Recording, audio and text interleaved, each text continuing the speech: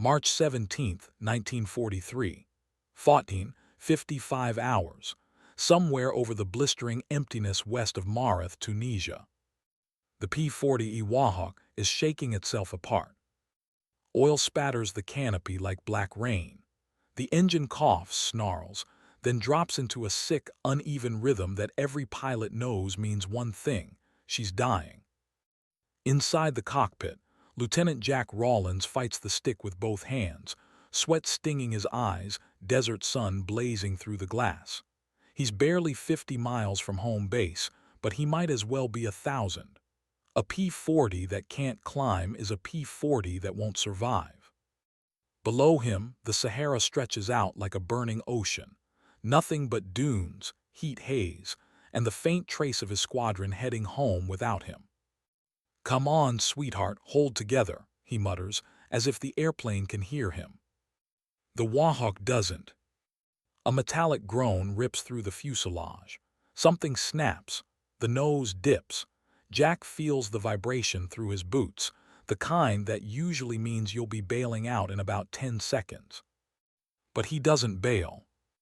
Because tucked into the back of this aircraft, hidden beneath panels and rivets, is a part that shouldn't exist. A part that never came from a factory.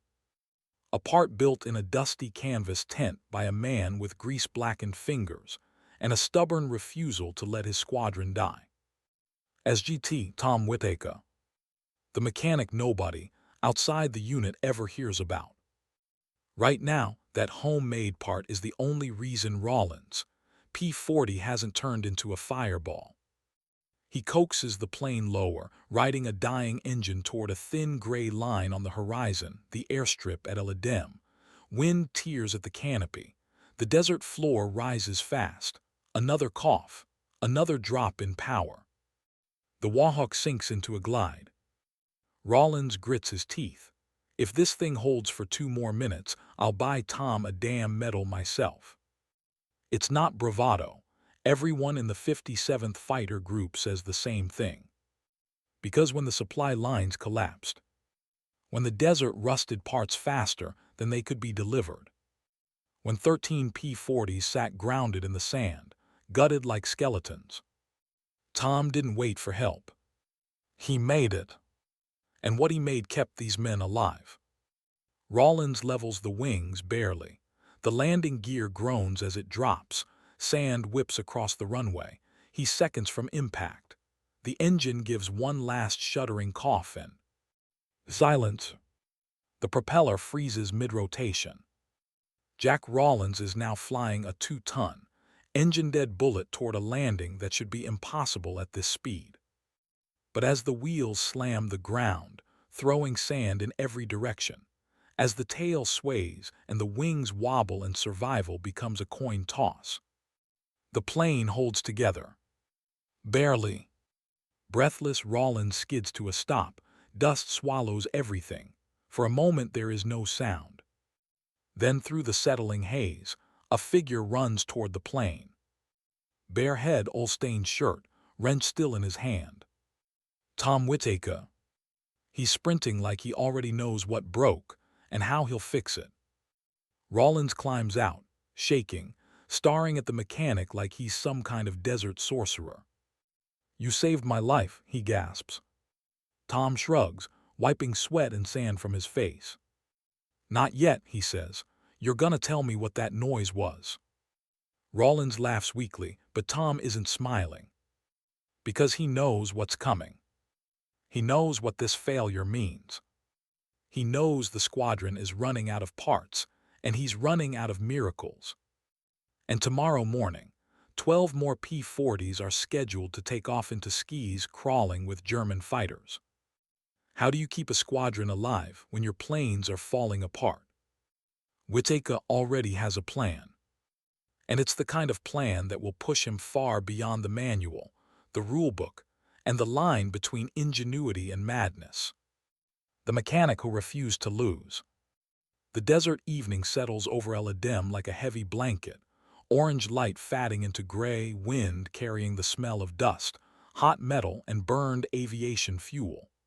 Mechanics move like silhouettes across the flight line, Wrenches clicking, generators humming, canvas tent flaps snapping in the breeze. But one tent glows, brighter than all the others. Inside, hunched over a cluttered workbench SGT, Tom Whitaker stares at the cracked, scorched engine mount from Rawlins P-40.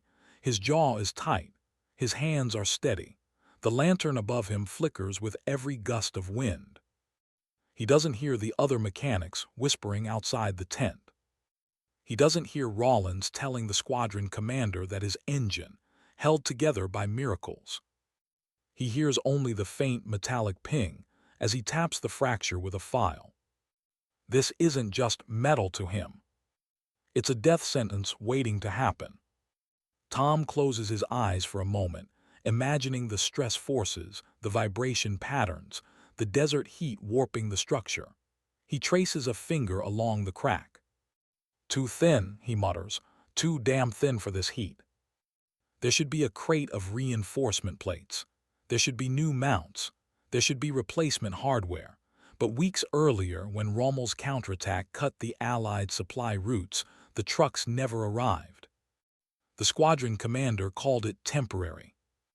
The desert doesn't understand the word temporary. Rawlins steps into the tent, still smelling of engine oil and fear. "Tom, are the others safe to fly tomorrow?" Tom doesn't look up. Safe isn't a word I use out here. Rawlins waits, knowing that's as close to reassurance as Whitaker ever gives. Finally, Tom exhales, pushes the broken mount aside, and walks to a pile of scavenged wreckage. A twisted wing spar from a crashed P-40, a bent radiator housing from a Kitty Hawk, scraps of British trucks cannibalized for parts. He grabs a chunk of aluminum alloy and sets it on the bench with a clang. "This," he says, "is what's going to keep you alive tomorrow." Rawlins blinks. "That's scrap metal." Tom smirks. "Not yet." He sketches a shape on a piece of torn crate cardboard, lines, curves, stress points. He's not guessing. He's remembering every engineering diagram he studied before the war, every burnout fix he learned back home in Ohio, every field modification he watched older mechanics perform in the mud of Libya. Improvised, yes. Reckless sometimes. But necessary. Absolutely. He heats the metal over a field burner until it glows a dull red. A hammer strikes, sharp, rhythmic, purposeful. Every blow echoes across the airfield. The other mechanics gather in the doorway, watching him work.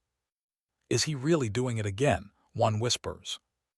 "Damn right he is," another replies. "You heard what the pilots said. Tom's parts fly better than the factory ones." Rawlins grins. It isn't entirely a joke. Whitaker bends the metal into a perfect curve, then quenches it in a bucket of water. Steam hisses. The smell of hot metal fills the tent. He holds the piece up to the lantern. The cooling metal reflects orange light. "That," he says quietly, "won't crack." Rawlins steps closer, eyes wide. "How did you know the exact shape?" Tom shrugs. "P-40s talk, you just need to listen." But there's more he isn't saying, and Rawlins can feel it. The stress, the sleepless nights, the fear that one mistake means someone doesn't come home. The truth is simple. Tom is running out of scrap, running out of ideas, and running out of time. He fits the handmade component to the damaged mount and checks the alignment. Perfect. But as he works, a low, distant rumble begins to vibrate through the tent. Rawlins hears it first. Is that thunder? Tom freezes. "No," he says, "thunder doesn't sound like engines." They step outside into the cooling night. Over the ridge, a faint line of headlights snakes through the dark, moving fast. Rawlins swallows. German armored cars. Tom doesn't take his eyes off the ridge. "No," he says again, "worse." In the far distance, illuminated by moonlight, Rawlins sees it, dust clouds rising behind the vehicles. A German recovery crew, scavenging down Allied planes, stripping parts they desperately need. and that broken P-40 Rollins limped home with. Its wreckage lie just a few miles beyond that ridge. If the Germans reach it first, they won't just steal parts. They'll know exactly how weak the squadron has become. Tom turns back toward the tent, urgency burning in his eyes. Rollins, he says, get the commander now. Because whatever's happening tomorrow morning is about to be a whole lot worse. The night run into enemy territory. The commander arrives in under a minute, Colonel Harris, shirt half-buttoned, boots unlaced, the look of a man who's been fighting exhaustion for months. He squints toward the distant dust plume rising behind the ridge. How many vehicles? He asks. Rollins answers, 4, maybe 5. Tom adds fast movers, could be KFZ, reconnaissance cars, might be engineers, either way they're after something. Harris already knows what. The downed P-40. Not the one Rollins landed, the one Tom and the crew stripped for parts earlier that day. It crashed 5 miles out, belly landing hard in a patch of sand and thorn bush. The wreck still had things inside it that no German should ever lay eyes on. Experimental radio gear, updated ammo belts, and the reinforced engine mount Tom built only a week earlier. If the Germans recognize the mod, they'll know exactly how crippled the squadron is, how desperate the Americans have become. Harris exhales slowly. If they get that wreck, we lose more than parts. We lose surprise. We lose morale. Rollins steps closer. Sir, we can beat them there. Harris looks at the two men, one pilot covered in oil and sand, one mechanic with metal dust still on his face, and shakes his head. What I need, he says, isn't volunteers. He pauses. What I need is someone who knows exactly what to destroy. Tom lifts his chin. Then you need me. Rollins snaps his head around. Tom, absolutely not. But Harris nods. He's right. Only Whitaker knows which components can't fall into German hands. Tom wipes his hands on a rag, the motion calm but deliberate. You want the plane gone. I'll make it disappear. Rollins steps forward, anger rising. What if they're already there? What if they catch you out on that ridge with nothing but a wrench? Tom looks him dead in the eye. Then I hope it's a very big wrench. Despite himself, Rollins almost laughs, but the fear settles quick. Tom isn't joking. Not even a little. Harris turns to Rollins. You're going too. What? You know the desert, you know the terrain, and Tom needs a second pair of eyes. A second pair of hands. And maybe someone to drag him back alive. In minutes, they're loading into a beat-up Ford GP reconnaissance jeep, its paint sandblasted, its engine coughing just like the planes Tom keeps alive. Rollins slides into the driver's seat. Tom climbs in beside him, clutching a canvas satchel of tools, spare cloth, a flare gun, and 2 small blocks of TNT. Rollins glances at the explosives. Tom shrugs. If we're going to destroy a plane, we might as well do it properly. The Jeep roars to life, if you can call that sound a roar, and tears across the runway, bouncing over ruts and stones as the desert swallows them. The night is cold now, the kind of cold that sneaks under your shirt and chills your ribs. Stars blaze overhead. The moon casts long shadows across dunes that look like frozen waves. For a few minutes, neither man speaks. Then Rollins mutters, "Why do you do it?" Tom looks ahead. Do what? This: stay up all night, patch airplanes that should be junk, risk your life to save scrap. Why not ask for transfer or take time off like the others? Why you, Tom? Tom doesn't answer right away.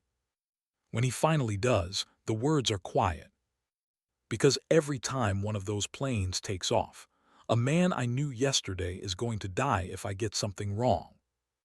Rollins grips the wheel tighter. You're not responsible for. Yeah, Tom interrupts softly. I am. The Jeep hits a bump. Tom steadies the tools with one hand. You fly because you can, he continues. I fix because I have to, that's the difference. Rollins swallows. The desert wind fills the silence. 5 minutes later, they crest a shallow incline and freeze. Far below, in a low basin, sits the broken P-40. Moonlight glints across its battered fuselage. Its left wing is buried in sand. The canopy is shattered. The aircraft looks like a wounded animal waiting to be put down. But that isn't the problem. The problem is the movement beside it. Dark shapes, 3 of them, maybe 4, working around the fuselage. German voices drifting through the cold air. Rollins turns off the Jeep engine. The night becomes painfully quiet. Tom leans forward, voice barely a whisper. They're already pulling panels off. Rollins scans the ridge. We need a plan. Tom exhales, the air shaking lightly in his chest. Oh, I've got one, he whispers. He reaches into the satchel and pulls out something Rollins wasn't expecting. Not a wrench. Not TNT. A flare gun. Rollins stares at him. Tom, what the hell are you doing? Tom's eyes narrow. Starting a storm. He cracks the flare open. Red light spills into the satchel, reflecting in his eyes. Then he raises the flare gun toward the sky and squeezes the trigger. The night explodes in crimson light. The Germans shout in alarm. And Tom Whitaker stands up in the Jeep, ready for whatever comes next. Because he knows something the Germans don't. A flare in the desert means only one thing: an incoming aircraft. But tonight, something much more dangerous is coming instead. The night the sky went silent. The desert was strangely quiet on the night of January 29th. No wind, no distant artillery, no engines, just a silence so complete it felt like the whole war was holding its breath. Most of the squadron slept in scattered cots and tents, boots still on, pistols tucked under pillows. Tomorrow's dawn strike had been scrubbed. There simply weren't enough aircraft left in the air to risk another sortie. The enemy wasn't grounding them. Their own machines were. Whitaker, however, wasn't asleep. A lantern flickered inside the maintenance tent, casting long shadows across piles of scrap aluminum and broken P-40 parts.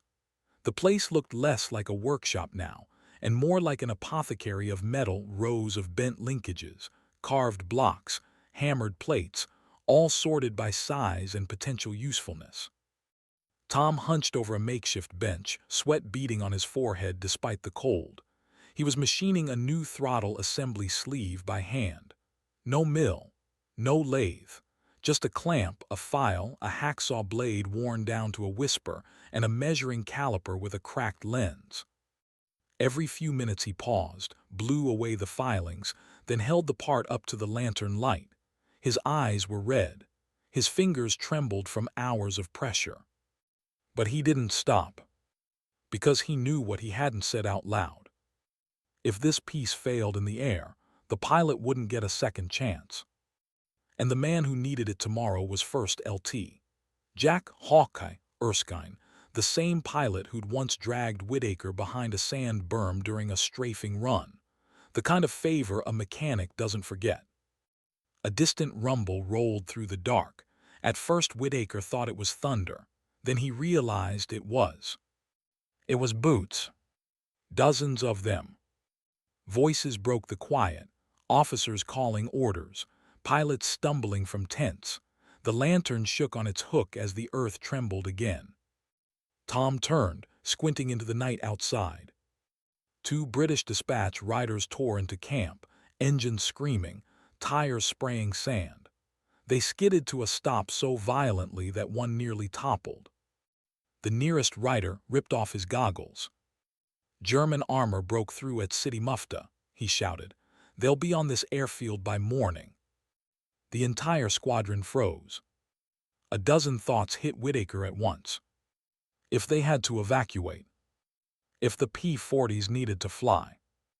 If the pilots didn't have functioning controls. He looked down at the half-finished throttle sleeve. Not ready, not even close. And yet, without it, Hawkeye's fighter was grounded. Without Hawkeye, tomorrow's retreat was suicide. Their best flyer would be stuck in the sand while Panzer IVs rolled straight toward them. Hawkeye appeared in the doorway, breathless, still pulling on his jacket. "Tom, tell me you've got something, anything." Whitaker didn't answer. He simply picked up the glowing lantern, set it directly over the metal piece, and said, "I'll have it before sunrise." He didn't know if it was true. He only knew he had no choice. Because the desert wasn't silent anymore. And dawn was coming fast. The race against the sunrise. Whitaker didn't sit back down. He collapsed into motion. He tightened the vise. He gripped the file. He leaned so close to the workpiece that the lantern glow shone across his cheekbones. Outside, the camp roared to life. Engines warming, crates being thrown into trucks, fuel lines hissing as ground crews siphoned every usable drop into the remaining P-40s. But inside the tent, there was only the scratch of metal on metal.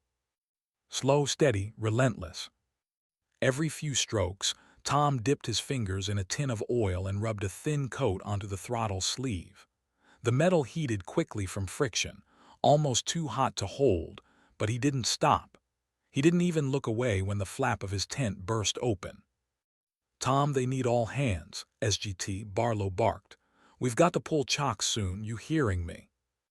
"I said I'd have it," Whitaker murmured without looking up. "Go help the others."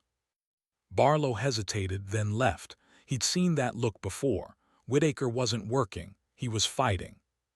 Minutes bled into an hour. A sandstorm wind kicked up outside, rattling the tent poles, blowing grit across the lantern flame until it sputtered dangerously. Tom shielded it with his arm, squinting through the dust, continuing to shape the metal with movements so precise they could only come from a man who understood exactly how much life depended on this single part. Eventually, he switched to the caliper. Whisper-thin adjustments. 1/64th of an inch. Then another. A mechanic's heartbeat measured in fractions. Outside, LT. Erskine strapped into his cockpit early, staring toward the maintenance tent every few seconds. His ground crew checked ammo belts, wiped sand from the canopy rails, and tightened the cowling bolts. But without that throttle sleeve, the whole aircraft might as well have been a museum piece. 2 hours until first light, someone shouted. Someone else yelled. German recon plane spotted to the west. And then the sound of distant engines, tanks climbing the plateau. The clock was no longer ticking. It was sprinting. Inside the tent, Whitaker felt the moment it happened, the faint, perfect click of the throttle sleeve sliding into the trial fitting gauge. Smooth. No hesitation. No wobble. A perfect fit. He didn't cheer, didn't smile. He simply breathed for the first time in hours. Then he grabbed the part with a gloved hand, kicked open the tent flap, and ran.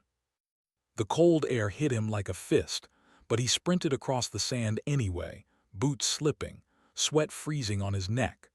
Pilots and crews turned as he passed, and Hawkeye nearly vaulted out of the cockpit when he saw what was in Tom's hand. "You did it," Erskine whispered, disbelief in his voice. Whitaker didn't answer. He was already climbing onto the wing root. Tools passed up, cowling opened, panel removed.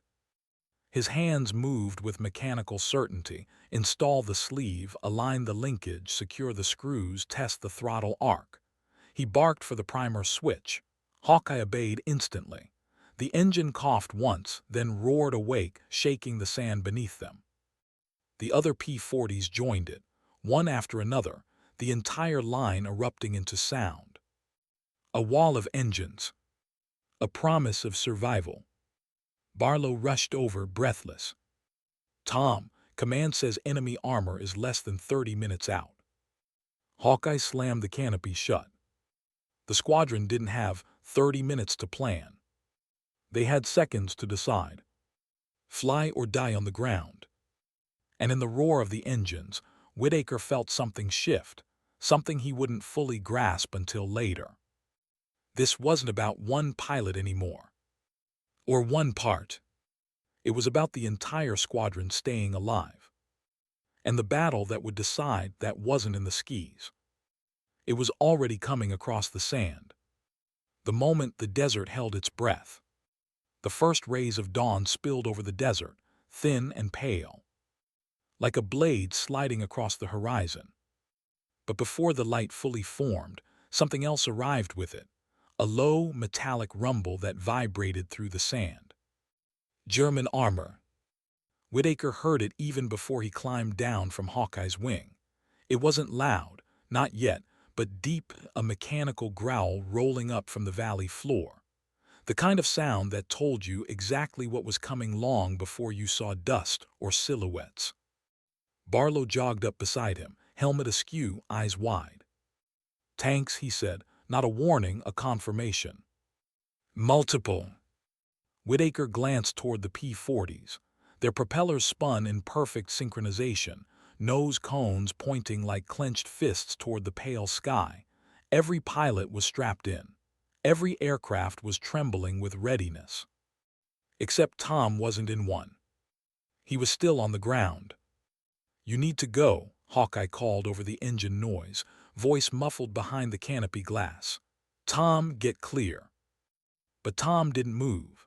He scanned the horizon east, where the sand rose in swirling coils, west, where thin columns of smoke from the squadron's burned-out supply trucks still lingered, south, where the wind carried the echo of German voices across the flats. Then he looked north. The escape route. Their only chance. The flight commander, Capt. Ronald Briggs, was already climbing into his own cockpit. He spotted Whitaker standing to the side and shouted over the rising engine roar. "You finished that part." Whitaker nodded once. "Bird's good to fly." Briggs broke into a grin that lasted barely half a second before the landscape itself answered. A thunderous crack split the air, artillery, maybe a probing shot, maybe luck, and a column of sand erupted behind the farthest tent, scattering canvas and debris like feathers. The shockwave hit them a moment later, rattling tools on the ground and sending a tremor through Tom's ribs. "That's our cue," Briggs said. Then he pointed directly at Whitaker. "You stay behind me. If we have to bail, I want you in the truck convoy." Whitaker shook his head before Briggs even finished. "No, I'm staying until every last plane is airborne." Briggs hesitated, mouth opening as if to argue, then he simply nodded. Some orders weren't spoken. Some men didn't need them. The second artillery round landed closer, much closer. The ground jumped beneath their boots and the wind shifted with the shock. Sand stung Whitaker's eyes, but he didn't flinch. He watched as Briggs pulled his goggles down, gave a sharp two-fingered signal, and the entire squadron reacted as one. Jocks pulled. Flaps checked. Throttle forward. Engines roared from a throatful growl into full-throated fury. The squadron began to roll. Tom stood at the edge of the striped canvas runway marker, boots sinking into soft sand, watching the line of P-40s accelerate across the desert floor. Each one threw up its own swirling storm of dust, a spiraling trail behind it like a comet's tail. The noise was overwhelming. Metal, earth, and wind unified into one deafening, living force. But the tanks were close now. Close enough that Tom could hear individual engine notes, Maybach V12s if he guessed right. Heavy, hungry machines made for crushing, not chasing. And they were coming straight toward the airfield. Every second counted. Hawkeye's P-40 lifted first, a clean break from the earth, wheels tucking away like a diving hawk's talons. Then Roberts. Then Michaels. Then Briggs, who pulled up so sharply the desert sun flashed across his canopy like a flare. Whitaker exhaled for the first time in minutes. But the last plane was still taxiing. LT Jonah Keller, the rookie. The kid from Ohio who'd never fired his guns in anger. His engine sputtered once, just once, and Tom felt his stomach drop. "No, no, no, come on," Tom whispered. Keller pushed the throttle again, and the P-40 lurched forward, wheels skidding briefly before gripping. But the delay had cost him precious seconds. And the tanks were now close enough that Tom could see the muzzle flash of the lead Panzer. The round didn't aim at a plane. It aimed at Keller.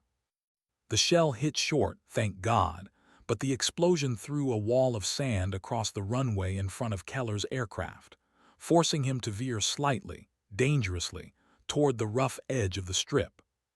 Tom didn't think. He ran. Before he knew it, he was sprinting across open ground, directly into the path of the incoming dust cloud, waving his arms, shouting over the roar of the engine. "KELLER, hold left, left." For one terrifying moment, Keller didn't see him. Then the plane corrected just enough. Wheels bounced. Dust swallowed everything. And the rookie's P-40 clawed its way into the air, barely clearing the sand. Whitaker staggered to a halt, coughing, shielding his face from debris. Behind him, the first German tank crested the rise. He turned.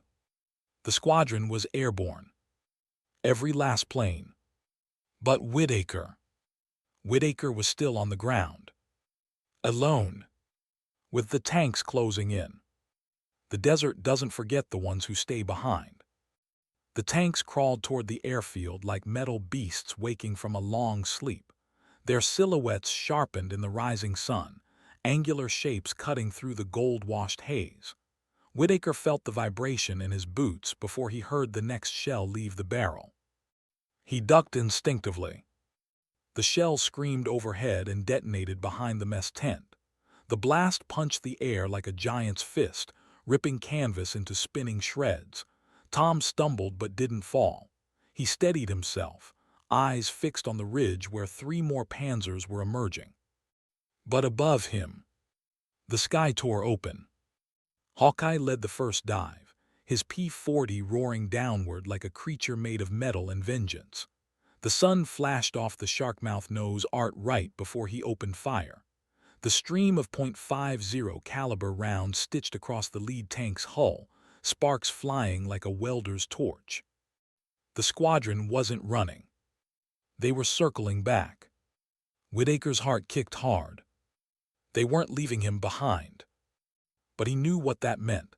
Every second they stayed low was another second exposed to the German gunners.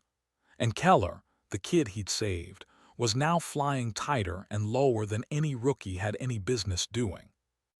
A fresh shell exploded barely 30 yards away.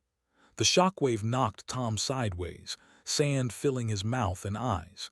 He spat, blinked rapidly, and crawled behind a half-buried fuel drum. He needed cover and fast.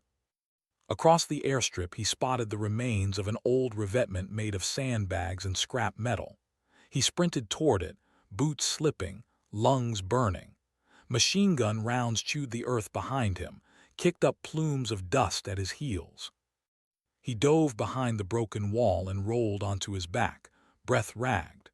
Just inches above his head, a burst of MG-34 fire shredded the air. Too close. A shadow passed overhead. This time it wasn't a P-40. It was a German Bf-109, banking for a strafing run. Tom's pulse slammed into his throat. The 109 lined up with the runway, guns already lit, and the shriek of its dive cut through the roar of battle like tearing metal. But just before the fighter's guns found him, 2 P-40s crossed overhead in a perfect crisscross pattern, their tracer streams forming an X through the sky. One burst found the German's wing root. The 109 wobbled, smoke spiraling from its fuselage, and peeled away in a desperate climb. Whitaker exhaled, just enough to feel alive again. But the tanks were still coming. Their treads tore deep gouges into the sand as they advanced. One round from the Panzer IV hit a fuel truck.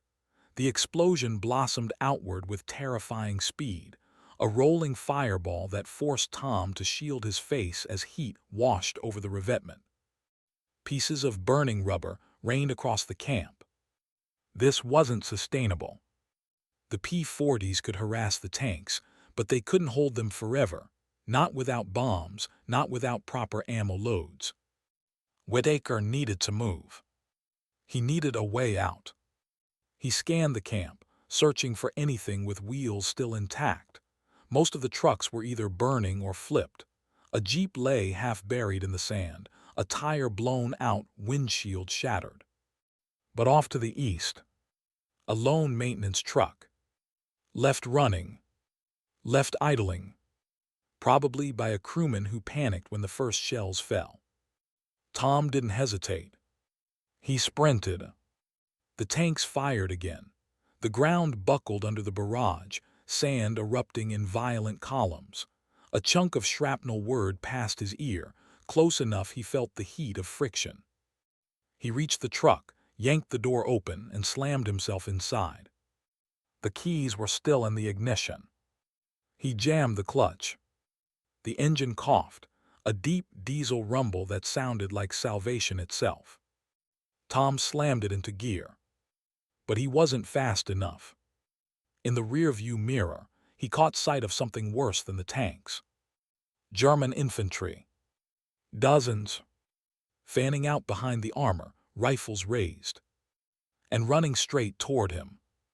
Whitaker seized the shifter, floored the accelerator, and peeled out across the open desert. But even as the truck lurched forward, engine straining, a thought cut through his chest like ice. The squadron could escape, but only if he survived long enough to rejoin them. And behind him, the tanks kept coming.